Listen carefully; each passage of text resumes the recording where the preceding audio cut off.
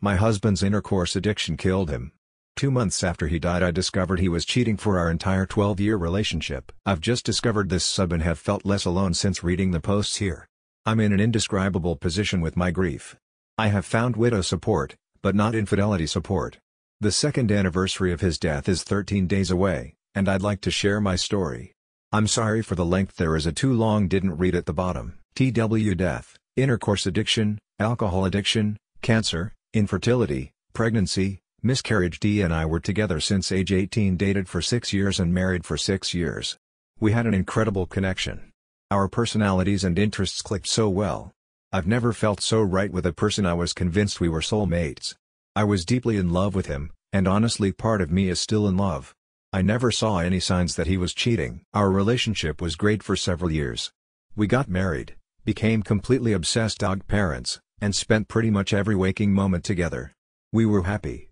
Things started to go dark when he began struggling with alcohol. I picked up on things that weren't right and tried to talk with him about it.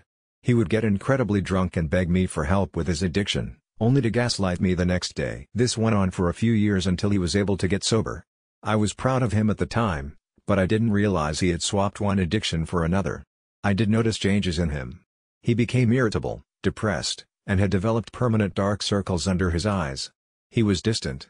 I felt emotionally disconnected from him. He stopped initiating intercourse and seemed like his mind was somewhere else whenever we did have intercourse. It scared me, but I told myself it was because of the crazy life circumstances.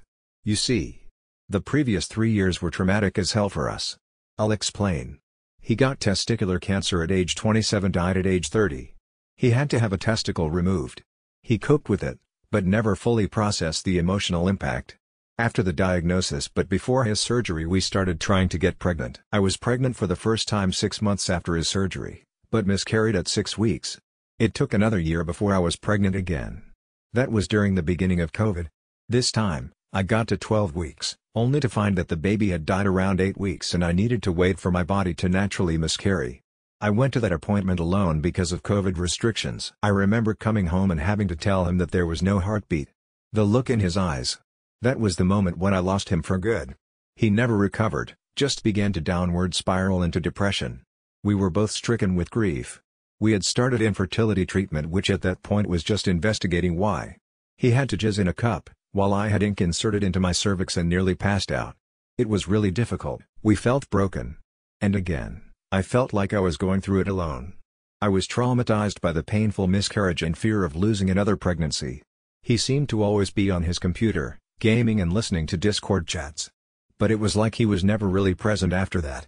I felt incredibly alone, and my efforts to grow closer seemed to drive him away.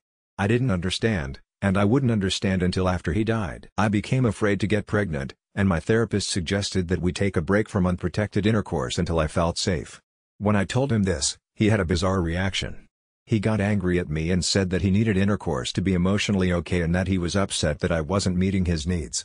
He rarely voiced his feelings, so I thanked him for being honest. I wanted to keep talking so I could understand, but he said he wasn't up for that conversation. The next day he seemed really off. He was nervous and on edge. He said he needed to tell me something, and then took several minutes to stammer out, "I think I have a porn addiction." The level of freaked out he was didn't match what he was telling me. Porn was never a big deal in our relationship. So why was he acting like this? He said that he felt like he was losing control and that he was really scared. That didn't make sense to me either. But after this confession he was exhausted and just wanted dinner. I did ask him if he was having any thoughts of hurting or killing himself, and he said no. That was all that was said. The next morning, I was getting ready for work when he woke up. He smiled at me sleepily and said, "I love you." We kissed and I ruffled his hair as I left the room. Those were our last words. He stopped texting me or reading my texts at 12:30. He didn't answer the phone either. When I got home, the back door was open and the house was quiet. I stepped outside and found him in the garage. He was dead. TW details: he hanged himself with a rope, and his shorts were pulled down, exposing him. His phone was on the ground next to his right hand, screen shattered. It was accidental death by autoerotic asphyxia. For those who don't know, aita is a dangerous method of masturbation. By cutting off your air supply, brain cells begin dying and it creates a sense of euphoria. Unfortunately, this was right up T's alley, as he loved the thrill of danger in his intimate fantasies. I just never thought he would engage with actual danger. So that's how I found out that he had an intercourse addiction. Pieces started falling into place as my world was falling apart. I lived with my parents for a while, just existing as a shell. I desperately wanted to understand his death and why he would do something so dangerous. I couldn't get his phone unlocked, but I could view his Google history, which was remarkably clean. Why didn't he keep a search history? Why was location history turned off? Why did he never once tell me the password to his phone? You see where this is going. My searching eventually led to the discovery that he had a VPN subscription, that he had Cash Apped a woman $10, and that he was still logged into a single porn site. His profile on that website used a Yahoo email address I'd never seen before. So I went to Yahoo, typed in the email address, and entered the only password of his that I knew. And it worked. I was in. My heart was beating fast as I skimmed email titles. Grindr, Ashley Madison, FetLife, Kick, other sites I'd never heard of, and finally Craigslist. The emails went back to our junior year of college. I was shattered. There were multiple posts complaining about me, how I wasn't good at blowjobs and I wasn't fun in bed. Mind you, this is after 12 years of me engaging in his fetishes to the best of my ability. It stung to read that he never appreciated me. Some said that I was amazing in every way except intercourse, so he needed an outlet to stay in the relationship. I also found hundreds of chat logs on Discord, Skype, Facebook Messenger, and Telegram. He did roleplay with one man where he pretended to be hypnotized to forget all about me. As the roleplay got more intense, they said I love you and pretended he was going to move across the country for him. Another was an older woman while we were in college. He was texting her while I was asleep next to him. Then, while we were married, he had an online affair with a college student. There are just too many of these to count. I confessed my discovery to his mother. Which might sound weird, but we were very close. She went weirdly silent. And then she slowly said, "I thought he stopped doing that." Excuse me, what? She reluctantly told me that during winter break our first year of college, he had confessed to her that he cheated. He told her that he was lonely and homesick, and he turned to intercourse as a comfort. He met up with a guy, started giving him a blowjob, and then started crying and ran away. Apparently he was in counseling the rest of that semester. She thought that was the end of it, but he had just carried on in secret. He started cheating on me 6 months into our relationship, at the latest, and continued cheating off and on until he died. The last messages on his phone are intimate role-playing on Kick. It feels like I lost him twice.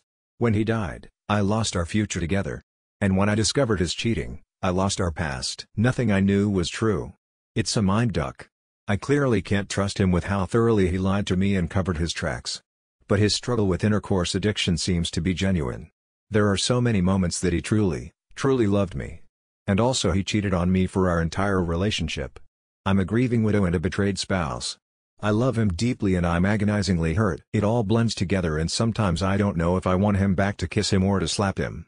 How do you reconcile betrayal from the one you trust the most when you can never talk to them again? Thank you for reading my experience. I just want to feel understood and supported by those who can relate to partner betrayal. Too long didn't read. After struggling with addiction, pregnancy loss, and testicular cancer, my husband developed intense intercourse addiction. He accidentally died of autoerotic asphyxiation. Afterwards, I discovered he had cheated on me for our entire 12-year relationship. Edit. Thank you for such kind words and empathy. Your encouragement brings me to tears. Many of you are asking me about therapy. My post is already so long that I didn't get into it. But I'm a huge believer in therapy, and am a therapist myself. Thankfully, I was already seeing someone for infertility struggles. My usual therapist was on maternity leave, but this one had also experienced infertility. She was able to get me in the next day after Dee died.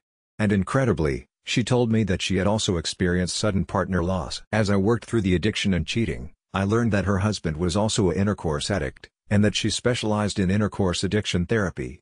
It was exactly what I needed at the time. I'm still in therapy and plan to be as long as needed. Dear original poster, this is so much for one person to bear. You don't deserve any of this. You have already survived tragic things and I'm praying for you to get through this, heal and find peace.